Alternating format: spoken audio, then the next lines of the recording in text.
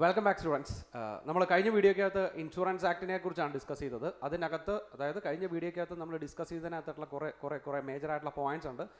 Case loss ചോദിക്കാൻ സാധ്യതയുള്ള കുറേ കാര്യങ്ങളുണ്ട്. നമ്മുടെ ആ ഡയറക്ടേഴ്സിന് ലോൺ കൊടുക്കുന്നതിൻ്റെ സറണ്ടർ വാല്യൂ, പിന്നെ നമ്മുടെ ആ ഫണ്ട് കാൽക്കുലേറ്റ് ചെയ്യുന്ന, അതായത് എമൗണ്ട് ഓഫ് ഇൻവെസ്റ്റ്മെൻറ്റ് കാൽക്കുലേറ്റ് ചെയ്യുന്ന കാര്യങ്ങൾ, അങ്ങനെ സ്ഥിരമായിട്ട് കേസ് ലോസ് ചോദിക്കാൻ സാധ്യതയുള്ള കുറച്ച് ഏരിയാസ് ആണ് നമ്മൾ ഡിസ്കസ് ചെയ്തത്. ഓക്കെ, നമ്മൾ ഈ വീഡിയോക്കകത്ത് അതിൻ്റെ ബാലൻസ്, ദാറ്റ് മീൻസ് ഇൻഷുറൻസ് ആക്ടിൻ്റെ ബാലൻസിനെ കുറിച്ചാണ് ഡിസ്കസ് ചെയ്യുന്നത്. അതിനകത്ത് ഫസ്റ്റ് ഓഫ് ഓൾ ആദ്യമായിട്ട് നമുക്ക് സ്ഥിരമായിട്ട് കേൾക്കുന്ന ഇൻഷുറൻസ് ഏജൻറ്റിനെ കുറിച്ചാണ്. അതായത് ഇൻഷുറൻസിൻ്റെ ആക്ടിനും ബാക്കിയുള്ള കാര്യങ്ങളെക്കുറിച്ചൊക്കെ നമുക്ക് പരിചയമാവുന്നതിന് മുമ്പ് തന്നെ, അല്ലേ, നമുക്കൊരു ഓർമ്മ വെച്ച കാലം തൊട്ട് തന്നെ നമ്മൾ കേൾക്കാൻ തുടങ്ങുന്ന ഒരു വേക്കാണ് insurance agents. So insurance agent എന്താണ്, അല്ലെങ്കിൽ ഇൻഷുറൻസ് ഏജൻറ്റിന് ഇൻഷുറൻസ് ആക്റ്റുമായിട്ടുള്ള കണ്ടീഷൻസ് എന്തൊക്കെയാണെന്നുള്ള കാര്യങ്ങൾ നമുക്ക് നോക്കാം. ഫസ്റ്റ് വൺ നോക്കി, the appointment of insurance agent as per section 42. An insurer may appoint any person to act as insurance agent for the purpose of soliciting and procuring insurance business. അതായത് ഈ insurance കമ്പനിക്ക് ആരെ വേണമെങ്കിലും insurance agent ആയിട്ട് എന്ത് ചെയ്യാം, നിയമിക്കാം. പക്ഷേ അവർക്ക് such person should not suffer any of the disqualification. That means അടുത്ത സെക്ഷൻസിനകത്ത് ഈ ഇൻഷുറൻസ് ഏജന്റിന് വേണ്ടി വരുന്ന ക്വാളിഫിക്കേഷൻസിനാണ് പറയുന്നത്. മനസ്സിലായി? സോ ആ പറയുന്ന ക്വാളിഫിക്കേഷൻസ് ഉള്ള ആൾക്കാർ, അല്ലെങ്കിൽ ഒരു തരത്തിലുള്ള ഡിസ്ക്വാളിഫിക്കേഷനും ഇല്ലാത്ത ആൾക്കാരെ വേണമെങ്കിൽ ഇൻഷുറർക്ക്, ഇൻഷുറൻസ് കമ്പനിക്ക് ഇൻഷുറൻസിൻ്റെ ബിസിനസ് ചെയ്യാൻ വേണ്ടിയിട്ട് ഇൻഷുറൻസിൻ്റെ ഏജൻ്റായിട്ട് അപ്പോയിൻറ്റ് ചെയ്യാം. ഒരു കണ്ടീഷനും കൂടെ പറയുന്നത് നോക്കി, further no person shall act as insurance agent for more than 1 life insurance, 1 general insurance, 1 health insurance and 1 of each the other monoline insurers. മനസ്സിലായി? അതായത് നിങ്ങളൊരു ഒരു കമ്പനിയുടെ ഹെൽത്ത് ഇൻഷുറർ ആണെങ്കിൽ, അല്ലെങ്കിൽ ഒരു ലൈഫ് ഇൻഷുറർ ആണെങ്കിൽ, അല്ലെങ്കിൽ ഒരു ജനറൽ ഇൻഷുറർ ആണെങ്കിൽ, നിങ്ങൾക്ക് ഇതേ ബിസിനസ് ചെയ്യുന്ന വേറൊരു കമ്പനിയുടെ ഇൻഷുറൻസ് ഏജന്റ് ആവാൻ പാടില്ല. മനസ്സിലായി? കേസ് ലോസ് ചോദിക്കുന്ന ഒരു ഏരിയയാണ്. സോ അങ്ങനെയാണെങ്കിൽ നിങ്ങൾക്ക് ഒരു കമ്പനിയുടെ ഹെൽത്ത് ഇൻഷുറർ ആവാം, എന്നിട്ട് വേറൊരു കമ്പനിയുടെ ജനറൽ ഇൻഷുറൻസ് ആവാം, അല്ലെങ്കിൽ വേറൊരു കമ്പനിയുടെ ലൈഫ് ഇൻഷുറർ ആവാം, അല്ലെങ്കിൽ ഇൻഷുറൻസ് ഏജന്റ് ആവാം. ഇൻഷുററല്ല, ഇൻഷുറൻസ് ഏജന്റ് ആവാം. അതിന് കുഴപ്പമൊന്നുമില്ല. പക്ഷേ ഒരു ഇൻഷുറൻസ് ഏജന്റിന് അറ്റ് എ ടൈം 2 കമ്പനികളുടെ ലൈഫ് ഇൻഷുറൻസ് ഏജന്റോ, ഓക്കെ, അല്ലെങ്കിൽ 2 കമ്പനിയുടെ ജനറൽ ഇൻഷുറൻസ് ഏജന്റോ, അല്ലെങ്കിൽ 2 കമ്പനിയുടെ ഹെൽത്ത് ഇൻഷുറൻസ് ഏജന്റോ ആവാനോ പാടില്ല. സോ ഇത്രയാണ് നമ്മളോട് ബേസിക് ആയിട്ട് പറയുന്ന ഇൻഷുറൻസ് ഏജൻസിന്റെ conditions. And the next one, okay, നേരത്തെ പറഞ്ഞതുപോലെ ഈ പറയുന്ന ഡിസ്ക്വാളിഫിക്കേഷൻസ് ഒന്നും ഇല്ലാത്ത ആൾക്കാരെയാണ് നമുക്ക് ഇൻഷുറൻസ് ഏജന്റ് ആയിട്ട് അപ്പോയിന്റ് ചെയ്യാൻ പറ്റുന്നത് എന്ന് പറഞ്ഞു. സോ എന്തൊക്കെയാണ് ഇൻഷുറൻസ് ഏജൻസിന്റെ ഡിസ്ക്വാളിഫിക്കേഷൻ? നോക്കി, മൈനർ ആവാൻ പാടില്ല, അൺസൗണ്ട് മൈൻഡ് ആവാൻ പാടില്ല, guilty of cheating or forgery, abetment of such offence. That means ഇങ്ങനെയുള്ള ഒഫൻസുകൾ ചെയ്യാനോ അതിന് കൂട്ടു നിൽക്കാനോ പാടില്ല. Attempt to commit such offence, അത് കമ്മിറ്റ് ചെയ്യാൻ പാടില്ല. Okay, and guilty of has knowingly participated or in convent at any fraud, dishonesty or misrepresentation. That means honesty ഉണ്ടായിരിക്കണം, ഡിസ്ഹോണസ്റ്റി ഉണ്ടാവാൻ പാടില്ല എന്നാണ് പറയുന്നത്, അല്ലെങ്കിൽ മിസ്റെപ്രസെൻറ്റേഷൻ വഴി ചെയ്യാൻ പാടില്ല. അങ്ങനെ യാതൊരു തരത്തിലുള്ള തട്ടിപ്പിനകത്തും ഭാഗമാവാൻ പാടില്ല. സോ ഇത്രയാണ് മേജറായിട്ട് നമ്മളോട് പറയുന്ന ഡിസ്ക്വാളിഫിക്കേഷൻസ് ഒരു ഇൻഷുറൻസ് ഏജന്റിന്റെ. ഇനി പറയുന്നത് കണ്ടോ, qualification. That means board specify ചെയ്യുന്ന ക്വാളിഫിക്കേഷൻസ് വേണം. ആൻഡ് എക്സാമിനേഷൻ, ബോർഡ് സ്പെസിഫൈ ചെയ്തിരിക്കുന്ന എക്സാമിനേഷൻ പാസ്സാവണം. ആൻഡ് ബോർഡ് സ്പെസിഫൈ ചെയ്തിരിക്കുന്ന പ്രാക്ടിക്കൽ ട്രെയിനിങ് എന്ന് പറയുന്ന സാധനം ചെയ്തിരിക്കണം. ആൻഡ് ബോർഡ് സ്പെസിഫൈ ചെയ്തിരിക്കുന്ന കോഡ് ഓഫ് കണ്ടക്ട് അത് വയലേറ്റ് ചെയ്യാൻ പാടില്ല. ഓക്കെ, ഇത് എന്തൊക്കെയാണെന്നൊന്നും നമുക്ക് ഡീറ്റെയിൽ ആയിട്ട് പറയാനില്ല, നിങ്ങൾ അത് മാത്രം ആലോചിച്ചാൽ മതി. സോ ബേസിക് ആയിട്ട് പറയുന്ന ഡിസ്ക്വാളിഫിക്കേഷൻ, അത് നോർമലി എല്ലാത്തിനകത്തും പറയുന്നത് പോലെ ബേസിക് ആയിട്ട് കുറച്ച് ഡിസ്ക്വാളിഫിക്കേഷൻസ് പറയുന്നുണ്ട്. അതിൻ്റെ കൂട്ടത്തിൽ തന്നെ ബോർഡ് എഴുതിയിരിക്കുന്ന, അല്ലെങ്കിൽ ബോർഡ് പറഞ്ഞിരിക്കുന്ന എക്സാം എഴുതി പാസ്സായിരിക്കണം. ബോർഡ് പറഞ്ഞിരിക്കുന്ന അഡീഷണൽ ക്വാളിഫിക്കേഷൻസ് എന്തെങ്കിലും ഉണ്ടെങ്കിൽ അത് വേണം. ബോർഡ് പറഞ്ഞ പ്രാക്ടിക്കൽ ട്രെയിനിങ് എന്ന് പറയുന്ന സാധനം എന്ത് ചെയ്തിരിക്കണം, അറ്റൻഡ് ചെയ്തിരിക്കണം. ആൻഡ് ബോർഡ് പറഞ്ഞിരിക്കുന്ന കോഡ് ഓഫ് കണ്ടക്ട് വയലേറ്റ് ചെയ്യരുത്. സോ ഇത്രയും കാര്യങ്ങളാണ് നമുക്കൊരു ഇൻഷുറൻസ് ഏജന്റ് എന്താണ് എന്ന് നമുക്ക് മനസ്സിലാക്കി തരുന്നത്. And the next one, okay, the prohibition of insurance business through principal agent, special agent and multi level marketing. അതായത് ഒരു ഇൻഷുറൻസ് കമ്പനിക്ക് ഇൻഷുറൻസ് എന്ന് പറയുന്ന സാധനം, അല്ലെങ്കിൽ ഇൻഷുറൻസ് ബിസിനസ് ചെയ്യാൻ വേണ്ടിയിട്ട് ഒരു പ്രിൻസിപ്പൽ ഏജന്റിനെയോ, അല്ലെങ്കിൽ ഒരു സ്പെഷ്യൽ ഏജന്റിനെയോ, അല്ലെങ്കിൽ മൾട്ടി ലെവൽ മാർക്കറ്റിംഗ് മുഖേനയോ എന്ത് ചെയ്യാൻ പാടില്ല, ഒരു ഇൻഷുറൻസ് ബിസിനസ് ചെയ്യാൻ പാടില്ല. ഓക്കെ, അതായത് നിങ്ങളൊരു ഇൻഷുറൻസ് കമ്പനി ആണെങ്കിൽ നിങ്ങൾക്ക് ഡയറക്റ്റ് ആയിട്ട് ചെയ്യാം, അല്ലാതെ ഇൻഷുറൻസ് ബിസിനസ് ചെയ്യാൻ വേണ്ടിയിട്ട് നിങ്ങൾക്ക് ഒരു പ്രിൻസിപ്പൽ ഏജന്റിനെയോ, ഇൻഷുറൻസ് ഏജന്റ് അല്ലാട്ടോ, ഒരു പ്രിൻസിപ്പൽ ഏജന്റിനെയോ അല്ലെങ്കിൽ ഒരു സ്പെഷ്യൽ ഏജന്റിനെയോ അപ്പോയിന്റ് ചെയ്യാൻ പാടില്ല. അതുകൂടാതെ ഇവിടെ പറയുന്നത് ഇൻഷുറൻസ് ബിസിനസ് എന്ന് പറയുന്നത് ഈ പറയുന്ന മൾട്ടി ലെവൽ മാർക്കറ്റിംഗ് സ്കീം, ഈ മണി ചെയിനൊക്കെ പോലെ കയറി വരുന്ന മൾട്ടി ലെവൽ മാർക്കറ്റിംഗ് സ്കീം വഴി നമുക്ക് എന്ത് ചെയ്യാൻ പാടില്ല, ഈ ഇൻഷുറൻസ് ബിസിനസ് എന്ന് പറയുന്ന സാധനം ചെയ്യാൻ പാടില്ല. മനസ്സിലായി? ഈ മൾട്ടി ലെവലിലൊക്കെ ഇതെന്താ ഈ പറയുന്നത് പോലെ നമുക്കുണ്ടാവുന്ന ബെനിഫിറ്റ് എന്ന് പറയുന്ന ഒരു സ്പെസിഫൈഡ് ലിമിറ്റ് ആയിരിക്കില്ല അല്ലേ? ഈ മണി ചെയിനിലൊക്കെ അങ്ങനെയല്ലേ, നമുക്ക് ഈ പറയുന്നത് പോലെ താഴത്തോട്ട് ആൾക്കാരെ ചേർക്കുന്നതനുസരിച്ച് നമുക്ക് എന്ത് കിട്ടിക്കൊണ്ടിരിക്കും, നമ്മുടെ ബെനിഫിറ്റ് കൂടിക്കൊണ്ടിരിക്കും. അതേപോലെ തന്നെയാണ് ഈ പറയുന്ന മൾട്ടി ലെവൽ മാർക്കറ്റിംഗ് എന്ന് പറയുന്നത്. സോ അങ്ങനെ ഒരു മൾട്ടി ലെവൽ മാർക്കറ്റിംഗ് സ്കീം വഴിയും നമുക്ക് എന്ത് ചെയ്യാൻ പാടില്ല, നമ്മുടെ ബിസിനസ് പ്രൊക്യൂർ ചെയ്യാൻ പാടില്ല. നോക്കാം. No insurer shall on or after the commencement of Insurance Laws Amendment Act 2015 appoint any principal agent, chief agent and special agent and transact any insurance business in India through them. അതായത് ഈ പറയുന്ന special agent വഴിയോ principal agent വഴിയോ chief agent വഴിയോ ഒരു തരത്തിലുള്ള insurance business ചെയ്യാനും പാടില്ല. And no person shall allow or offer to allow either directly or indirectly as an inducement to any person to take out or renew or in continue an insurance policy through multi level marketing scheme. മനസ്സിലായി? So രണ്ട് കാര്യങ്ങൾ ഓർത്തിരുന്നാൽ മതി. ഈ പറയുന്നത് പോലെ ഏജന്റിനെ appoint ചെയ്ത്, insurance agent അല്ല, ഈ ഇൻഷുറർക്ക് ബദലായിട്ട് അല്ലെങ്കിൽ ഒരു ഇൻഷുറൻസ് കമ്പനിക്ക് ബദലായിട്ട് ഒരു സ്പെഷ്യൽ ഏജന്റിനെയോ ഒരു ചീഫ് ഏജന്റിനെയോ ഒരു പ്രിൻസിപ്പൽ ഏജന്റിനെയോ അപ്പോയിന്റ് ചെയ്തിട്ട് ആ ഏജന്റ് വഴി നമുക്ക് ബിസിനസ് ചെയ്യാൻ പാടില്ല. അതേപോലെ തന്നെയാണ് പറയണേ മൾട്ടി ലെവൽ മാർക്കറ്റിംഗ് സ്കീം വഴി ഈ പറയുന്ന ഇൻഷുറൻസ് ബിസിനസ് പ്രൊക്യൂർ ചെയ്യാനും പാടില്ല.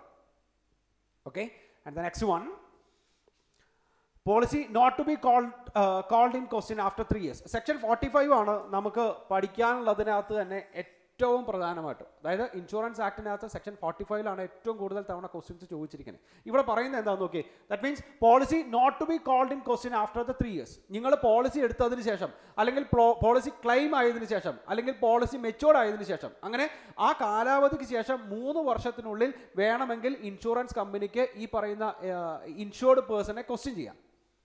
മനസ്സിലായി? ആഫ്റ്റർ 3 years നമുക്ക് ഒരു കാരണവശാലും അല്ലെങ്കിൽ ഇൻഷുറൻസ് കമ്പനിക്ക് ഈ പറയുന്ന ഇൻഷുറൻസ് എടുത്ത ആളെ ക്വസ്റ്റ്യൻ ചെയ്യാൻ പാടില്ല. അത് നിങ്ങൾ കൊടുത്തിരിക്കുന്ന ഡോക്യുമെന്റ്സിനകത്താവാം, അല്ലെങ്കിൽ നിങ്ങൾ ഏതെങ്കിലും തരത്തിലുള്ള ഫ്രോഡ്ലന്റ് ആക്ടിവിറ്റി ആയിരിക്കാം അത് ചെയ്തിരിക്കുന്നത്. അങ്ങനെ വേറെ എന്തെങ്കിലും കാരണവശാൽ നിങ്ങൾ ഒരു തെറ്റിദ്ധരിപ്പിച്ചിട്ടാണ് എന്ത് ചെയ്തിട്ടുള്ളതെങ്കിൽ ഈ ഇൻഷുറൻസ് കമ്പനിയിൽ നിന്ന് ഇൻഷുറൻസ് ബിസിനസ് അല്ലെങ്കിൽ ഇൻഷുറൻസ് എടുത്തിട്ടുള്ളതെങ്കിൽ അവിടെ ഇൻഷുറൻസ് കമ്പനിക്ക് കിട്ടുന്നത് 3 വർഷത്തെ സമയമാണ്. ഓക്കെ, നമുക്ക് നോക്കാം, ഡീറ്റെയിൽ ആയിട്ട് തന്നെ പറയാം. No policy of life insurance shall be called in question on any ground whatsoever after expiry of 3 years from the date of policy. മനസ്സിലായി? ഡേറ്റ് ഓഫ് പോളിസി എന്താണെന്ന് പറയാം. ആ ഡേറ്റ് ഓഫ് പോളിസി കഴിഞ്ഞ് 3 വർഷം വരെയാണ് ഈ പറയുന്ന ഇൻഷുറൻസ് കമ്പനിക്ക് ആ ഒരു ഇൻഷുർഡ് പേഴ്സണെ ക്വസ്റ്റ്യൻ ചെയ്യാനുള്ള അവകാശം. ഓക്കെ, അത് കഴിഞ്ഞാൽ പോളിസി വാലിഡ് ആണ്, അല്ലെങ്കിൽ അത് കഴിഞ്ഞാൽ പോളിസിക്കകത്ത് ഒരു തരത്തിലുള്ള തിരുത്തും വരാൻ പാടില്ല. അതിനകത്ത് കുറച്ച് എക്സെപ്ഷണൽ കേസും കൂടെ പറയുന്നുണ്ട്, നമുക്ക് നോക്കാം. ഇവിടെ ഡേറ്റ് ഓഫ് പോളിസി എന്ന് പറയുന്നത് ഏതൊക്കെ വരും? From the date of issuance of policy, date issue ചെയ്യുമ്പോൾ അല്ലെ, ഇഷ്യൂ ചെയ്യുന്ന സമയത്ത് ഈ പറയുന്ന ഇൻഷുർഡ് പേഴ്സണിൽ നിന്ന് കുറേ ഡോക്യുമെന്റ്സ് നമ്മൾ വാങ്ങിച്ചു വെക്കാറുണ്ട്. സോ അതിനകത്ത് എന്തെങ്കിലും തെറ്റോ കാര്യങ്ങളോ വരുന്നുണ്ടെങ്കിൽ 3 വർഷത്തിനുള്ളിൽ നിങ്ങൾ ചെയ്യണം. So date of issuance of policy ആവാം, അല്ലെങ്കിൽ date of commencement of risk ഉണ്ടായിട്ടാണ് നമുക്കൊരു പോളിസി മെച്ചൂർഡ് ആവണേ അല്ലേ. നമ്മൾ ഏതെങ്കിലും ഒരു പോളിസി എടുക്കുന്നത് ഒരു റിസ്കിനെ ഇല്ലാതാക്കാൻ വേണ്ടിയിട്ടാണ്. ഓക്കെ, സോ അങ്ങനെ ഒരു റിസ്ക് സംഭവിച്ചിട്ട് നമുക്ക് ഈ പറയുന്നത് പോലെ പുതിയ എഗ്രിമെന്റ്സ് വരുന്നു, പുതിയ ടേംസ് വരുന്നു, അതിനനുസരിച്ച് നമുക്ക് ക്ലെയിം മെച്ചൂർഡ് ആവണം. ഇങ്ങനെ വരുന്ന സാഹചര്യങ്ങളിൽ നമുക്ക് എന്ത് വരും? ആ ക്ലെയിം മെച്ചൂർഡ് ആയിട്ട് 3 വർഷത്തിനുള്ളിൽ എന്ത് സംഭവിക്കണം? ഈ പറയുന്ന ഇൻഷുറൻസ് കമ്പനിക്ക് ഏതെങ്കിലും തരത്തിലുള്ള ക്വസ്റ്റ്യൻസ് ഉണ്ടെങ്കിൽ നോക്കാം. ഓക്കെ, സോ ഇവിടെ ഡേറ്റ് ഓഫ് പോളിസി എന്ന് പറയുന്നത് ഈ പറയുന്നത് പോലെ ഇഷ്യൂ മാത്രമല്ല, ഇഷ്യൂ വരും, കമൻസ്മെന്റ് ഓഫ് റിസ്ക് വരും, ആൻഡ് റിവൈവൽ ഓഫ് പോളിസി വരും, and last one rider of policy which ever is later. മനസ്സിലായി? സോ ഇതിനകത്ത് ഏത് സംഭവിച്ചാലും ശരി ഇത് കഴിഞ്ഞ് ഒരു 3 വർഷം വരെ ഇൻഷുറൻസ് കമ്പനിക്ക് ഈ ഇൻഷുറിൽ നിന്ന് അല്ലെങ്കിൽ ഇൻഷുർഡ് പേഴ്സണിൽ നിന്ന് എന്ത് ചെയ്യാനുള്ള അവകാശമുണ്ട്? ക്വസ്റ്റ്യൻസ് ചോദിക്കാനുള്ള അവകാശമുണ്ട്. Okay, and the next one, a policy of life insurance may be called in question at any time within 3 years. ഇവിടെ പറഞ്ഞെന്താ? whatsoever after the expiry of 3 years. 3 വർഷത്തിന് ശേഷം ചെയ്യാൻ പാടില്ല എന്നാണ് പറയുന്നത്. ഇവിടെ അതിന്റെ ജസ്റ്റ് ഓപ്പോസിറ്റ്, 3 വർഷത്തിനുള്ളിൽ ചെയ്യാം. From the date of issuance of policy or the date of commencement of risk or the date of revival of the policy or the date of rider of the policy whichever is later on the ground of fraud. ഏതെങ്കിലും തരത്തിലുള്ള ഫ്രോഡ്ലന്റ് activities ഇത് ചെയ്തിട്ടുണ്ടെങ്കിൽ, ആര് ചെയ്തിട്ടുണ്ടെങ്കിൽ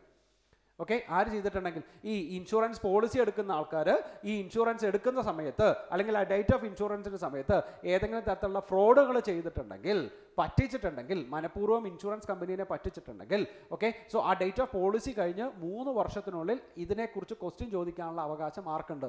insurance കമ്പനിക്കുണ്ട്, on the ground of fraud. And for this the insurer should communicate in writing. അങ്ങനെ ഒരു fraud ആണെന്ന് മനസ്സിലായാൽ ഇൻഷുറർ എന്ത് ചെയ്യണം? Should communicate in writing to the insured or legal representative or nominee or assignee of the insured. ആരാണ് insured person അയാൾ, അല്ലെങ്കിൽ അയാൾ അഭാവമാണെങ്കിൽ ലീഗൽ റെപ്രസെൻറ്റേറ്റീവോ നോമിനിയോ അസൈനിയോ ആര് വേണേലും ആവാം. As applicable mention the ground and material on which such decision is based. ഏതിൻ്റെ അടിസ്ഥാനത്തിൽ, എന്ത് തീരുമാനത്തിൻ്റെ അടിസ്ഥാനത്തിലാണ് അങ്ങനെ ഇവരൊരു ഫ്രോഡാണ് എന്ന് കണ്ടുപിടിച്ചത് എന്നുള്ള കാര്യം ആരെ അറിയിക്കണം? ആ ഇൻഷുർഡ് പേഴ്സണെയോ നോമിനിനെയോ അല്ലെങ്കിൽ വേറെ ആരെയാണെന്ന് വെച്ചാൽ അറിയിക്കണം. മനസ്സിലായി? സോ രണ്ട് കാര്യങ്ങളാണ് ഓർത്തിരിക്കേണ്ടത്. ഒന്ന്, എന്ത് സാഹചര്യം വന്നാലും ശരി, പ്രത്യേകിച്ച് ഒരു എക്സെപ്ഷണൽ കേസ് പറയാത്തിടത്തോളം കാലം ഓക്കെ എന്ത് ചെയ്യാം? പ്രത്യേകിച്ച് ഒരു എക്സെപ്ഷണൽ കേസ് പറയാത്തിടത്തോളം കാലം 3 വർഷത്തിനുള്ളിൽ ഈ ഇൻഷുറൻസ് കമ്പനിക്ക് ഇൻഷുർഡിൽ നിന്ന് എന്തെങ്കിലും തരത്തിലുള്ള ക്വസ്റ്റ്യൻസ് ചോദിക്കാനുണ്ടെങ്കിൽ അല്ലെങ്കിൽ പോളിസിയുടെ കാര്യങ്ങൾ ചെയ്യാനുണ്ടെങ്കിൽ അത് ചെയ്യാം. മനസ്സിലായി? ഇവിടെ പറയുന്നത് എന്തെങ്കിലും തരത്തിലുള്ള ഫ്രോഡ്ലന്റ് ആക്ടിവിറ്റീസ് ഈ പറയുന്ന ഇൻഷുർഡ് ചെയ്തിട്ടുണ്ടെങ്കിൽ എന്ത് ചെയ്യണം? ഈ ഇൻഷുറൻസ് കമ്പനിക്ക് ഈ ഇൻഷുർഡ് പേഴ്സണോ അല്ലെങ്കിൽ അവരുടെ ലീഗൽ റെപ്രസെൻറ്റേറ്റീവോ അല്ലെങ്കിൽ നോമിനിയോ അസൈനിയോ ആർക്കാണെന്ന് വെച്ചാൽ എഴുതി ചോദിക്കണം. മനസ്സിലായി? അല്ലെങ്കിൽ എഴുതി അറിയിക്കണം. എന്തെന്ന് പറഞ്ഞുകൊണ്ട് എന്തിൻ്റെ അടിസ്ഥാനത്തിലാണ് അല്ലെങ്കിൽ നിങ്ങൾ എന്ത് ഫ്രോഡ് ചെയ്തിട്ടാണ് ഞങ്ങൾ ഇങ്ങനെ ഒരു കാര്യം ചെയ്തിരിക്കുന്നത് എന്നുള്ളത് ആരെ അറിയിക്കണം? ഈ പറയുന്ന ഇൻഷുർഡ് പേഴ്സണെ അറിയിക്കണം. And the next one, ഇതിനെ ബേസ് ചെയ്തുകൊണ്ട് തന്നെയാണ് പറയണേ. Okay, no insurer shall repudiate a life insurance policy on the ground of fraud. എന്ത് ചെയ്യാൻ പാടില്ല? റെപ്യൂഡേറ്റ് എന്ന് വെച്ചാൽ ആ പോളിസി നിരസിക്കാൻ പാടില്ല, വേണ്ടാന്ന് വെക്കാൻ പാടില്ല. എങ്ങനെയാണെങ്കിൽ if the insured or the beneficiary can prove that the misstatement was true to the best of his knowledge. അങ്ങനെ അറിഞ്ഞുകൊണ്ടല്ല അങ്ങനെ ഒരു തെറ്റ് ചെയ്തേ. ആ സ്റ്റേറ്റ്മെന്റ് കൊടുക്കുന്ന നേരത്ത് ഒരു ഫ്രോഡ് ആണെന്ന് പറഞ്ഞ് ഇൻഷുറൻസ് കമ്പനി കണ്ടുപിടിച്ചാലും അങ്ങനെ അത് മനഃപൂർവ്വം ചെയ്തതല്ല, അറിയാതെ സംഭവിച്ചതാണ് എന്ന് വരുന്ന ഒരു സാഹചര്യത്തിൽ ഈ പറയുന്ന ലൈഫ് ഇൻഷുറൻസ് പോളിസി കമ്പനിക്ക് അതിനെ റെപ്യൂഡേറ്റ് ചെയ്യാൻ പറ്റില്ല, നിരസിക്കാൻ പാടില്ല. And there was no deliberate intention to suppression the fact or that such misstatement or the suppressions of material fact are within the knowledge of the insurer. അതായത് അങ്ങനെ അതൊരു മനഃപൂർവ്വമായിട്ടുള്ള കാര്യങ്ങൾക്ക് അടിസ്ഥാനപ്പെടുത്തിയിട്ടല്ല ചെയ്തേ, അല്ലെങ്കിൽ അത് ചെയ്യുന്ന സമയത്ത് അതിനെക്കുറിച്ച് ആർക്കും കൂടെ ബോധം ഉണ്ടായിരുന്നു, ഈ പറയുന്ന ഇൻഷുറർക്കും കൂടെ അതിനെക്കുറിച്ച് അറിയാമായിരുന്നു. മനസ്സിലായി? സോ ഈ പറയുന്ന 3 വർഷത്തിനുള്ളിൽ ഏതെങ്കിലും തരത്തിലുള്ള ഫ്രോഡാണ് എന്ന് മനസ്സിലാക്കിയാൽ ആ മനസ്സിലാക്കിയ സമയം ഈ ഇൻഷുറൻസ് കമ്പനി ഇൻഷുർഡ് പേഴ്സണോ അല്ലെങ്കിൽ അവരുടെ ലീഗൽ റെപ്രസെൻറ്റേറ്റീവ്സിനോ ആർക്കാന്ന് വെച്ചാൽ കത്തയക്കണം. അയക്കുന്ന സമയത്ത് എന്തിൻ്റെ അടിസ്ഥാനത്തിലാണ് അവർ ഈ പറയുന്നത് പോലെ പോളിസി നിരസിക്കാൻ പോകുന്നത് എന്ന് നോക്കണം. ഇനി അവിടെ പറയുന്നത് അവിടെ ആര് പ്രൂവ് ചെയ്യുകയാണെങ്കിൽ ഈ പറയുന്ന ഇൻഷുർഡ് പേഴ്സണോ അല്ലെങ്കിൽ അവരുടെ ലീഗൽ റെപ്രസെൻറ്റേറ്റീവോ ഇത് പ്രൂവ് ചെയ്യുകയാണ്, ഓക്കെ ഞങ്ങൾ ഇത് മനഃപൂർവ്വമല്ല അറിയാതെയാണ് അങ്ങനെ ഒരു തെറ്റ് പറ്റിയത് എന്ന് പറയുകയാണെങ്കിൽ, അല്ലെങ്കിൽ ഇങ്ങനെ ഒരു തെറ്റ് സംഭവിക്കാനുള്ള ഒരു കാരണം ആരും കൂടിയാ? ഈ പറയുന്ന ഇൻഷുററും കൂടെയാണ്, അല്ലെങ്കിൽ ഇൻഷുററും കൂടെ അറിഞ്ഞിട്ടാണ് അങ്ങനെ ഒരു തെറ്റ് സംഭവിക്കുന്നത് എന്ന് പറയുകയാണെങ്കിൽ ഒരു കാരണവശാലും ആ ഇൻഷുറർക്ക് ഈ പറഞ്ഞ കാരണവശാൽ എന്ത് ചെയ്യാൻ പാടില്ല? ആ ലൈഫ് ഇൻഷുറൻസ് പോളിസി റെപ്യൂഡേറ്റ് ചെയ്യാൻ പാടില്ല, നിരസിക്കാൻ പാടില്ല. Okay, and okay, life insurance policy called in question within 3 years on the ground. ആദ്യത്തെ കേസ് ഇപ്പൊ നമ്മൾ പറഞ്ഞതല്ല ഫ്രോഡിനെ കുറിച്ചാണെങ്കിൽ okay, on the ground that any statement of or suppression of fact, material or expectancy of life of the insured was incorrectly made in the proposal or other document basis which the policy was issued or revived or rather issued. അതായത് ഇവിടെ വരുന്നത് fraud അല്ല, പകരം ഒരു misstatement ആണ്. മനസ്സിലായി? മനഃപൂർവ്വമല്ല ചെയ്യുന്നത്, പക്ഷെ അങ്ങനെ പോളിസി എടുക്കുന്ന സമയത്ത് അല്ലെങ്കിൽ പോളിസി മെച്യൂർഡ് ആവുന്ന സമയത്ത്, പോളിസി ക്ലെയിം ചെയ്യുന്ന സമയത്ത് അല്ലെങ്കിൽ പോളിസിയുടെ റൈഡറിന്റെ സമയത്ത് എന്ത് സംഭവിക്കുന്നു? ഒരു മിസ്സ്റ്റേറ്റ്മെന്റ് ആണ് സംഭവിക്കുന്നതെങ്കിൽ okay, for this the insurer should communicate in writing to the insured or legal representative or nominee or assignee of the insured as applicable, mentioning the ground and the material on which the decision to repudiate the policy of the life insurance is based. മനസ്സിലായി? അതായത് ഈ expectancy of ലൈഫിനെ കുറിച്ച്, life insurance policy ആണല്ലോ, അപ്പോൾ ഈ expectancy of ലൈഫിനെ കുറിച്ച് ഏതെങ്കിലും തരത്തിലുള്ള ഒരു മിസ്സ്റ്റേറ്റ്മെന്റ് സംഭവിക്കുകയാണെങ്കിൽ അത് ആരെ അറിയിക്കണം? അതായത് ആ പോളിസി റെപ്യൂഡേറ്റ് ചെയ്യുന്നതിന് മുമ്പ്, അത് നിരസിക്കുന്നതിന് മുമ്പ്, ലൈക്ക് ഈ ഫ്രോഡിനകത്ത് ചെയ്തതുപോലെ തന്നെ അത് നിരസിക്കുന്നതിന് മുമ്പ് അത് ആരെ അറിയിച്ചേ പറ്റൂ? ഈ പറയുന്ന ഇൻഷുർഡിനെയോ അവരുടെ ലീഗൽ റെപ്രസെൻറ്റേറ്റീവിനെ അറിയിച്ചേ പറ്റൂ. സോ ബേസിക്കലി പറയുകയാണെങ്കിൽ ഈ ഒരു ഇൻഷുറൻസ് പോളിസി അതിപ്പോൾ ഫ്രോഡ് ആണെങ്കിലും ശരി, മിസ്സ്റ്റേറ്റ്മെന്റ് ആണെങ്കിലും ശരി, അതിനെ റെപ്യൂഡേറ്റ് ചെയ്യുന്നതിന് മുമ്പായിട്ട് ആ ഇൻഷുർഡ് പേഴ്സണെയോ അല്ലെങ്കിൽ അവരുടെ ലീഗൽ റെപ്രസെൻറ്റേറ്റീവിനെ അറിയിച്ചേ പറ്റൂ. അതിനകത്ത് ആ ഫ്രോഡിന്റെ കേസിനകത്താണ് ഒരു കാര്യം കൂടെ പറഞ്ഞത്, അത് മനഃപൂർവ്വമല്ല ചെയ്തത് എന്ന് ആര് പ്രൂവ് ചെയ്യുകയാണെങ്കിൽ ആ ഇൻഷുർഡ് പേഴ്സണോ അവരുടെ ലീഗൽ റെപ്രസെൻറ്റേറ്റീവ് പ്രൂവ് ചെയ്യുകയാണെങ്കിൽ അവിടെ അതിനെ റെപ്യൂഡേറ്റ് ചെയ്യാനും പാടില്ല. Okay, and the next one. Okay, reputation is ground of misstatement and not on fraud. അതായത് misstatement ആണ്, അല്ലാതെ ഫ്രോഡ് മനഃപൂർവ്വം ചെയ്തതല്ല. The premium collected on the policy till the right of reputation shall be paid to the insured or the legal representative or nominee or assignee of insured within a period of 90 days from the date of reputation. Important ആണ്, ഈ ഏരിയയിൽ നിന്ന് case loss ചോദിക്കുന്ന രണ്ട് കാര്യങ്ങളിൽ ഒന്നാണ്. Okay, രണ്ടാമത്തെ കാര്യം നോക്കാം.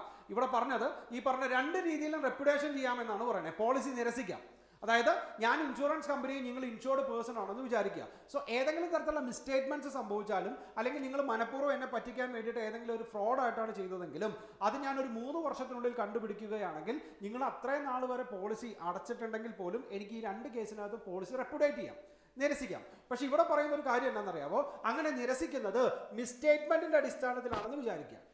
അതായത് ഒരു ഫ്രോഡ് കാണിച്ചിട്ടല്ല, നിങ്ങൾ അറിയാതെ അല്ലെങ്കിൽ ഒരു മിസ്റ്റേറ്റ്മെന്റിന്റെ അടിസ്ഥാനത്തിലാണ് ഈ പറയുന്ന പോളിസി ഞാൻ റെപ്യൂട്ടേറ്റ് ചെയ്യുന്നതെങ്കിൽ, ഓക്കെ, എനിക്ക് എന്ത് ചെയ്യേണ്ടി വരും?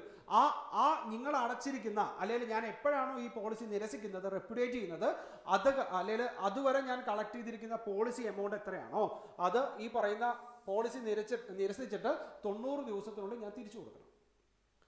സിറ്റുവേഷൻ മനസ്സിലായോ? ഓക്കെ, അതായത് ഇപ്പം നിങ്ങൾ പോളിസി എടുക്കുന്നു, പോളിസി എടുത്തിട്ട് ഞാൻ പറയുന്ന പ്രീമിയം എന്ന് പറയുന്നത് ഡെയിലി അല്ലല്ലോ, മന്ത്ലി ഒരു 5,000 സംതിങ് എത്ര വെച്ചിട്ടാണ് ഞാൻ പോളിസി നിങ്ങളോട് അടയ്ക്കാൻ പറയുന്നത്. നിങ്ങൾ ടോട്ടൽ പോളിസി എമൗണ്ട് ആയിട്ട് ഒരു 2,10,000 രൂപ പേ ചെയ്ത് കഴിഞ്ഞു. നിങ്ങൾ ടോട്ടൽ പോളിസി എമൗണ്ട് ആയിട്ട് 2,10,000 രൂപ പേ ചെയ്ത് കഴിഞ്ഞു. സോ ഇവിടെ എനിക്ക് ആദ്യത്തെ കേസിനകത്ത് മനസ്സിലാവുന്നത്, നിങ്ങൾ മനഃപൂർവ്വം എന്നെ പറ്റിക്കാൻ വേണ്ടിയുള്ള കുറേ നുണകൾ എഴുതിയിട്ടാണ് ഇങ്ങനൊരു പോളിസിയിൽ ഏർപ്പെട്ടിരിക്കുന്നത്. ദാറ്റ് മീൻസ് അവിടെ ഞാൻ പോളിസി നിരസിക്കുന്നത് ഇതൊരു ഫ്രോഡ് ആയതുകൊണ്ടാണ്. അങ്ങനെയാണെങ്കിൽ ഈ 2,10,000 രൂപ എനിക്ക് നിങ്ങൾക്ക് തിരിച്ചു തരേണ്ട ആവശ്യമില്ല. പക്ഷെ രണ്ടാമത്തെ കേസിനകത്ത് പറയുന്നത് എന്തെങ്കിലും ഒരു മിസ്റ്റേറ്റ്മെന്റിന്റെ അടിസ്ഥാനത്തിലാണ്, അത് ഏത് രീതിയിൽ വേണേലും ആവാം, ഈ പറയുന്ന ലൈഫ് എക്സ്പെക്ടൻസിയോ അങ്ങനെ ഏതെങ്കിലും ഒരു മിസ്റ്റേറ്റ്മെന്റിന്റെ അടിസ്ഥാനത്തിലാണ് എന്ത് വരുന്നതെങ്കിൽ ഈ പറയുന്ന രീതിയിൽ പോളിസി റെപ്യൂട്ടേറ്റ് ചെയ്യുന്നതെങ്കിൽ, അവിടെ ഞാൻ ഈ കളക്ട് ചെയ്തിരിക്കുന്ന നിങ്ങളിൽ നിന്ന് വാങ്ങിച്ചിരിക്കുന്ന 2,10,000 രൂപ എന്ന് പറയുന്നത് ഞാൻ എന്ത് ചെയ്യേണ്ടി വരും? ഈ പറഞ്ഞ പോളിസി റെപ്യൂട്ടേറ്റ് ചെയ്ത് 90 ഡേയ്സിനുള്ളിൽ ഞാൻ നിങ്ങൾക്ക് തിരിച്ചു തരേണ്ടി വരും. മനസ്സിലായി? സോ കേസ് ലോസ് ചോദിക്കുന്ന ഒരു ഏരിയ ആണ്, ഓർത്തിരുന്നാൽ മതി. And nothing in the section shall prevent, നമ്മൾ നേരത്തെ ഒരു കാര്യം പറഞ്ഞായിരുന്നു, ഈ 3 വർഷത്തിനകത്ത് ഏതെങ്കിലും തരത്തിലുള്ള എക്സംഷണൽ കേസ് പറയുകയാണെങ്കിൽ അതൊഴികെ എന്നാണ് പറഞ്ഞത് അല്ലെ. എക്സംഷണൽ കേസ് ആണെങ്കിൽ 3 വർഷം കഴിഞ്ഞിട്ട് നമുക്ക് എന്ത് ചെയ്യാം? ക്വസ്റ്റ്യൻ ചെയ്യാം. സോ ഇവിടെ nothing in section shall prevent the insurer from calling of proof age. ഏജിന്റെ അടിസ്ഥാനത്തിൽ വരുന്ന എന്തെങ്കിലും കാര്യമാണെങ്കിൽ, അല്ലെങ്കിൽ ഏജ് പ്രൂഫ് ചോദിക്കുന്നതുമായിട്ട് ബന്ധപ്പെട്ടിട്ടുള്ള എന്തെങ്കിലും കാര്യങ്ങളാണെങ്കിൽ, at any time if he is entitled to so and no policy shall be deemed in question merely because the terms of the policies are adjusted on subsequent proof that the age of the life insured was incorrectly stated in the proposal. അതായത് ഈ പറഞ്ഞതുപോലെ ഒരു proof of age ചോദിക്കാനാണെങ്കിൽ എന്തിന്റെ കാര്യത്തിന്റെ പുറകെ പോകേണ്ട കാര്യമില്ല, ആ 3 വർഷത്തിന് പുറകെ പോകേണ്ട കാര്യമില്ല. മനസ്സിലായി? ഏതെങ്കിലും ഒരു സാഹചര്യത്തിൽ ഏതെങ്കിലും ഒരു സമയത്ത് ഈ പറയുന്ന ഏജ്, നിങ്ങൾ ഈ പോളിസി എടുക്കുന്ന സമയത്ത് തന്നിരിക്കുന്ന ഏജ് തെറ്റാണ് എന്ന് എനിക്ക് തോന്നുകയാണെങ്കിൽ എനിക്കത് പുതിയ പ്രൂഫ് നിങ്ങളോട് ചോദിക്കാം. ഓക്കെ, ആ പുതിയ പ്രൂഫ് ചോദിച്ചിട്ട് ആ പ്രൂഫിന്റെ അടിസ്ഥാനത്തിൽ ഈ പറഞ്ഞിരിക്കുന്ന പോളിസിയുടെ ടേംസും എഗ്രിമെന്റ്സും അല്ലെങ്കിൽ ടേംസും കണ്ടീഷൻസും കാര്യങ്ങളെല്ലാം മാറ്റിയിട്ട് നമുക്ക് ആ പോളിസി അങ്ങ് കണ്ടിന്യൂ ചെയ്യാം. ഓക്കെ, സോ നോർമൽ കേസിനകത്ത് 3 വർഷം എന്ന് പറയുന്ന ക്രൈറ്റീരിയ വരുന്നത് ഈ ഏജ് പ്രൂഫ് ചോദിക്കാൻ വരുന്ന ഒരു കാറ്റഗറിക്കകത്ത് അത് അങ്ങനെയല്ല. മനസ്സിലായി? And the next one, agent intermediary not to be a director. Okay, ഒരു കാര്യം പറയാൻ വിട്ടുപോയി, ഇതാണ് രണ്ടാമത്തെ, നമ്മുടെ ഏജ് പ്രൂഫിന്റെ കാര്യമല്ലേ, അതാണ് രണ്ടാമത് ചോദിക്കാൻ സാധ്യതയുള്ള കേസ് ലോസ്. സോ സ്ഥിരമായിട്ട് ഇങ്ങനെ കേസ് ലോസ് ചോദിക്കുന്ന ഒരു ഏരിയയും കൂടെയാണത്. സോ ഏജ് പ്രൂഫ് ആണെങ്കിൽ അവിടെ ആ പറയുന്ന 3 വർഷം എന്ന് പറയുന്നത് ഒരു മാനദണ്ഡമായിട്ട് എടുക്കേണ്ട ആവശ്യമില്ല. And the next one, agent intermediary not to be a director. അതായത് നിങ്ങളൊരു കമ്പനിയുടെ, ഒരു ഇൻഷുറൻസ് കമ്പനിയുടെ ഏജന്റോ ഇന്റർമീഡിയറി ആണെന്ന് വിചാരിക്കുക, ഇൻഷുറൻസ് ഏജന്റോ ഇൻഷുറൻസ് ഇന്റർമീഡിയറി ആണെന്ന് വിചാരിക്കുക. നിങ്ങൾക്ക് തീർച്ചയായിട്ടും ആ കമ്പനിയുടെ ഏതായിട്ട് തുടരാനുള്ള ഇതില്ല, ആ കമ്പനിയുടെ, ആ ഇൻഷുറൻസ് കമ്പനിയുടെ ഡയറക്ടറായിട്ട് തുടരാൻ പറ്റില്ല. ഓക്കെ, അതായത് ഒന്നില്ലെങ്കിൽ ഇൻഷുറൻസ് ഏജന്റ് ആയിരിക്കണം, അല്ലെങ്കിൽ ആ ഇൻഷുറൻസ് കമ്പനിയുടെ ഡയറക്ടർ ആയിരിക്കണം. രണ്ടും കൂടെ ഒരുമിച്ച് മുന്നോട്ട് പോകാൻ പാടില്ല എന്നർത്ഥം. നോക്കാം. No insurance agent or insurance intermediary shall be eligible to remain a director. Director ആയിട്ട് തുടരാൻ പാടില്ല in insurance company. Okay, any director holding office at the commencement of the Insurance Laws Amendment Act 2015 shall not become ineligible to remain a director by reason of this section until the expiry of 6 months from the date of commencement of the said act. അതായത് 2015 അമെൻമെന്റ് വന്നതിന് ശേഷം, ഇപ്പം അങ്ങനെ ഒരു act നിലവിൽ വരുന്ന സമയത്ത് അങ്ങനെ ഒരു ആക്ട് നിലവിൽ വരുന്ന സമയത്ത് അതുവരെ ഒരു കുഴപ്പമുണ്ടാവില്ല അല്ലേ. അങ്ങനെ ഒരു അമെൻമെന്റ് ആക്ട് നിലവിൽ വരുന്ന സമയത്ത് നിങ്ങൾ ഇൻഷുറൻസ് ഏജന്റുമാണ് ഡയറക്ടറുമാണ്. സോ പഴയ റൂൾ പ്രകാരം അല്ലെങ്കിൽ പഴയ ലോ പ്രകാരം പഴയ സെക്ഷൻ പ്രകാരം അത് എന്താണ് എലിജിബിൾ ആണ്. സോ നിങ്ങൾക്ക് എന്തായിട്ട് തുടരാം, ഇൻഷുറൻസ് ഏജന്റ് ആയിട്ടും ഡയറക്ടറായിട്ടും തുടരാം. പക്ഷേ ഇങ്ങനെ 2015 ഒരു അമെൻമെന്റ് ആക്ട് വന്നതിന് ശേഷം 6 മാസം വരെ നിങ്ങൾക്ക് ഈ 2 പൊസിഷനുമായിട്ട് മുന്നോട്ട് പോകാം. ഏതൊക്കെയാ? നിങ്ങൾക്ക് ഇൻഷുറൻസ് കമ്പനിയുടെ ഡയറക്ടറും ആവാം, അതേപോലെ തന്നെ ഇൻഷുറൻസ് കമ്പനിയുടെ ഏജന്റും ആവാം. എത്ര? ഈ അമെൻമെന്റ് ആക്ട് വന്ന് 2015 അമെൻമെന്റ് ആക്ട് വന്ന് 6 മാസം വരെ. മനസ്സിലായോ? ആ 6 മാസത്തിനുള്ളിൽ നിങ്ങൾ തീരുമാനിക്കണം എന്ത് ചെയ്യണമെന്ന്. ഇൻഷുറൻസ് കമ്പനിയുടെ ഡയറക്ടർ ആവണോ അല്ലെങ്കിൽ ഇൻഷുറൻസ് കമ്പനിയുടെ ഏജന്റ് ആവണോ എന്ന് തീരുമാനിക്കണം. സോ ഇപ്പോൾ നിലവിൽ എന്ത് ചെയ്യാൻ പാടില്ല, ഒരാൾക്ക് ഇൻഷുറൻസ് കമ്പനിയുടെ ഏജന്റ് ആയിട്ടോ അല്ലെങ്കിൽ ഇൻഷുറൻസ് ഇന്റർമീഡിയറ്റ് ആയിട്ടോ ഇരിക്കുന്നതിന്റെ സാഹചര്യത്തിൽ അല്ലെങ്കിൽ അത് ആ ഒരു കൂട്ടത്തിൽ തന്നെ ഇൻഷുറൻസിന്റെ ഡയറക്ടറായിട്ടും കണ്ടിന്യൂ ചെയ്യാൻ പാടില്ല. And okay, the authority may permit an agent or intermediary or insurance intermediary to be the board of an insurance company subject to such conditions or restrictions as it imposes to protect the interests of policy holders or to avoid conflict of interest. അതോറിറ്റിക്ക് ഈ പറഞ്ഞതൊരു common provision ആണെങ്കിലും ഇവിടെ insurance അതോറിറ്റിക്ക് തീരുമാനിക്കാം. Okay, അങ്ങനെ ചില സാഹചര്യങ്ങളിൽ ഇങ്ങനെ ഒരു ഏജന്റിനെ ഡയറക്ടറായിട്ടും കൂടെ വെക്കേണ്ടി വരും എന്ന് തോന്നുകയാണെങ്കിൽ, അതോറിറ്റിക്ക് തോന്നുകയാണെങ്കിൽ നിൽക്കാം. പക്ഷേ അങ്ങനെ ഒരു തീരുമാനം കൊണ്ട് ഒരു കാരണവശാലും എന്ത് ചെയ്യാൻ പാടില്ല. ഇത് കണ്ടോ, ഇൻട്രസ്റ്റ് ഓഫ് പോളിസി ഹോൾഡേഴ്സ്, അതിനകത്ത് പോളിസി ഹോൾഡേഴ്സിന്റെ താല്പര്യങ്ങൾക്ക് ഒരു കുറവും സംഭവിക്കാൻ പാടില്ല. അതേപോലെ തന്നെ to avoid conflict of interest. മനസ്സിലായി? ഈ പറയുന്നത് പോലെ ഇൻട്രസ്റ്റ് അല്ലെങ്കിൽ ഈ ഇൻട്രസ്റ്റ് പ്രൊട്ടക്ട് ചെയ്യാനുള്ളതിന് ഒരു തരത്തിലുള്ള കോൺഫ്ലിക്റ്റ് ഉണ്ടാവാനും പാടില്ല. സോ ഇവിടെ മേജറായിട്ട് പറയുന്ന കാര്യം ഈ പറയുന്ന 6 months ആണ്. 2015 അമെൻമെന്റ് ആക്ട് വന്നതിൽ 6 മാസം വരെ നിങ്ങൾക്ക് ഇൻഷുറൻസ് ഏജന്റ് ആയിട്ടും ഈ ഇൻഷുറൻസ് കമ്പനിയുടെ ഡയറക്ടറായിട്ടും തുടരാം. ഓക്കെ, 6 മാസത്തിനുള്ളിൽ നിങ്ങൾ ഒരു തീരുമാനം എടുക്കണമെന്ന് മാത്രം. Okay, and the next one, prohibition of business on dividing principles. ഈ മൾട്ടി ലെവൽ മാർക്കറ്റിംഗ് അടിസ്ഥാനത്തിൽ ബിസിനസ് പിടിക്കാൻ പറ്റില്ല എന്ന് പറയുന്നത് പോലെ തന്നെ ഡിവൈഡിംഗ് പ്രിൻസിപ്പിൾസിന്റെ അടിസ്ഥാനത്തിലും ഇൻഷുറൻസ് ബിസിനസ് ചെയ്യാൻ പാടില്ല. നോക്കാം, no insurance shall commence any business upon dividing principle and it means the investment returns are directly dependent on the gain made by the insurance company. Such a variable distributions of return is prohibited. കേട്ടോ, അതായത് dividing പ്രിൻസിപ്പിൾസിന്റെ അടിസ്ഥാനത്തിൽ business ചെയ്യാൻ പാടില്ല എന്നാണ് പറയണേ. ഇനി എന്താണ് dividing principles എന്നാണ് രണ്ടാമത് പറയണേ. Okay, it means investment returns are directly depends. അതായത് നിങ്ങളുടെ ഇൻവെസ്റ്റ്മെന്റിന്റെ ഇൻഷുറൻസ് ഇൻവെസ്റ്റ്മെന്റിന്റെ റിട്ടേൺ എന്ന് പറയുന്ന സാധനം ഓക്കെ എങ്ങനെയായിരിക്കും? On the gain made by the insurance company. കമ്പനിയുടെ ഗെയിനിനെ അടിസ്ഥാനപ്പെടുത്തിയിട്ടാണ് നിങ്ങളുടെ റിട്ടേൺ കിട്ടണേ. അല്ലാതെ നിങ്ങൾക്ക് എന്തല്ല ഒരു ഫിക്സഡ് ആയിട്ടുള്ള റിട്ടേണോ കാര്യങ്ങളോ അല്ല. കമ്പനിക്ക് ഗെയിൻ ഉണ്ടെങ്കിൽ അതിനെ അടിസ്ഥാനപ്പെടുത്തിയിട്ടാണ് നിങ്ങൾക്ക് റിട്ടേൺ കിട്ടണേ. അതിനെയാണ് നമ്മൾ എന്തെന്ന് പറയുന്നത്? ഡിവൈഡിംഗ് പ്രിൻസിപ്പിൾസ് എന്ന് പറയുന്നത്. സോ ഇങ്ങനെ ഒരു ഡിവൈഡിംഗ് പ്രിൻസിപ്പിൾസിന്റെ അടിസ്ഥാനത്തിൽ നമുക്ക് എന്ത് ചെയ്യാൻ പാടില്ല? ഇൻഷുറൻസ് ബിസിനസ് ചെയ്യാൻ പാടില്ല. That means such variable distributions of returns is prohibited. മനസ്സിലായി? ഇതിപ്പം ബാക്കിയുള്ള ബിസിനസ് ഒന്നും അല്ലല്ലോ. പ്രോഫിറ്റിന്റെ അടിസ്ഥാനത്തിൽ നമുക്ക് നമ്മുടെ ക്ലെയിം കൂടുതൽ കിട്ടുക എന്ന് പറയുന്നത് ഇപ്പോൾ നിങ്ങളൊരു എന്താ പറയുക, ഒരു ബാങ്കിനകത്ത് ഇൻവെസ്റ്റ് ചെയ്യുന്നത് പോലെയോ അല്ലെങ്കിൽ നിങ്ങളൊരു കമ്പനിയുടെ ഷെയർ വാങ്ങിക്കുന്നത് പോലെയോ ഒന്നും അല്ലല്ലോ ഇൻഷുറൻസ്. സോ ഇവിടെ പറയുന്നത് ഇത്രേ ഉള്ളൂ, ഇൻഷുറൻസ് ബിസിനസ് എന്ന് പറയുന്ന സാധനം ഒരു കാരണവശാലും ഈ പറയുന്ന ഡിവൈഡിംഗ് പ്രിൻസിപ്പിൾസ് വെച്ച് ചെയ്യാൻ പാടില്ല. ഡിവൈഡിംഗ് പ്രിൻസിപ്പിൾസ് എന്ന് വെച്ചാൽ ഒരു ഫിക്സഡ് റേറ്റ് ഓഫ് റിട്ടേൺ അല്ല അവർ തരണേ. കമ്പനിയുടെ പ്രോഫിറ്റിനനുസരിച്ച് അല്ലെങ്കിൽ ഈ പറയുന്ന ഇൻഷുറൻസ് കമ്പനിക്ക് ഉണ്ടാകുന്ന ഗെയിനനുസരിച്ച് മാത്രമാണ് നമുക്ക് റിട്ടേൺ തരുന്നതെങ്കിൽ അതിനെയാണ് ഡിവൈഡിംഗ് പ്രിൻസിപ്പിൾസ് എന്ന് പറയുന്നത്. ആ രീതിയിൽ ഇൻഷുറൻസ് ബിസിനസ് ചെയ്യാൻ ഇവിടെ പ്രൊഹിബിറ്റഡ് ആണ്. പക്ഷേ ഇതിനകത്തും ഒരു എക്സെപ്ഷൻ പറയുന്നുണ്ട്. Okay, nothing in section shall be deemed to be prevent an insurer for allocating bonuses to share holders policy holders. Okay, ഈ പറയുന്നത് പോലെ ഏതെങ്കിലും തരത്തിലുള്ള ബോണസുകൾ ഉണ്ടെങ്കിൽ അത് ആർക്ക് കൊടുക്കാം? ഈ പോളിസി ഹോൾഡേഴ്സിന് കൊടുക്കാം. ഏതിന്റെ? Of life insurance as a result of periodical actuarial valuation, either as a revisionary addition to the sum insured or as immediate cash bonus or otherwise. അതായത് ഓരോ വർഷവും നമ്മൾ ഈ പറയുന്ന ആക്ച്വറിയൽ വാല്യുവേഷൻ ചെയ്യണം ലൈഫ് ഇൻഷുറൻസിനകത്ത് അല്ലേ. സോ അങ്ങനെ ആക്ച്വറിയൽ വാല്യുവേഷൻ ചെയ്യുന്ന സമയത്ത് ഏതെങ്കിലും തരത്തിലുള്ള ലയബിലിറ്റിക്കകത്ത് കുറവ് വരികയോ കാര്യങ്ങളോ സംഭവിക്കുകയാണെങ്കിൽ തീർച്ചയായിട്ടും അവിടെ എന്ത് ചെയ്യാം? അതിൽ നിന്നൊരു ഗെയിൻ ഉണ്ടാവുകയാണെങ്കിൽ ഈ പറയുന്ന ലൈഫ് ഇൻഷുറൻസ് പോളിസി ഹോൾഡേഴ്സിന് ഒരു ബോണസ് കൊടുക്കാം. ഓക്കെ, ആ ബോണസ് എന്ന് പറയുന്നത് അടയ്ക്കേണ്ട പ്രീമിയം ഇനി അടയ്ക്കേണ്ടതെന്നോ അല്ലെങ്കിൽ ക്യാഷ് ആയിട്ട് വേണമെങ്കിലും കൊടുക്കാം. സോ നോർമൽ കേസിനകത്ത് ആക്ച്വൽ റിട്ടേൺ അല്ലാതെ ഒരു തരത്തിലുള്ള അഡീഷണൽ റിട്ടേൺസും ആർക്ക് അവകാശപ്പെട്ടിട്ടില്ല?